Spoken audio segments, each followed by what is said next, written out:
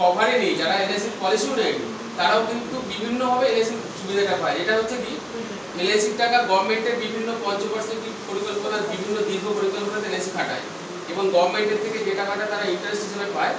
আর যদি গভর্নমেন্ট ওইটা বিশ্ব ব্যাংকের থেকে টাকাটা ধার করতো, গভর্নমেন্টের এই ধার করার জন্য চড়া সুদে টাকা দিতে হতো। তার ফলে কি হতো, আমাদের যে জিনিসপত্রের দাম এখন যা আছে তার থেকে অনেক উপর দিয়ে যেত এবং আমরা আরও দেনায় জড়িয়ে থাকতাম। কিন্তু এলআইসির যেটা বড় পার্ট, সেটা হচ্ছে গভর্নমেন্টের বিভিন্ন প্রজেক্টে, যে আপনার হাউসিং বলুন, ড্রেন বলুন, সিওয়ারেজ বলুন, বিভিন্ন জায়গাতে এলআইসি কিন্তু ইনভেস্ট করে রাখে। এবং রেলে এই যে বুলেট ট্রেন হবে, তার জন্য 5 লক্ষ কোটি টাকার একটা বড় স্যাংশন হচ্ছে প্ল্যান। এবং এলআইসির সঙ্গে যখন গভর্নমেন্টের এগ্রিমেন্ট হয়, অলরেডি তখনই 1.5 লক্ষ কোটি টাকা এলআইসি ইনভেস্ট করে দিয়েছে। যদি এই টাকাটা কোনো বাইরের কোনো ব্যাংকের থেকে এলআইসি নিতে হতো, আজকে তার সুদ গুনতে গুনতে আমাদের প্রত্যেকের মাথায় দেনার চাপটা অনেক বেড়ে যেত।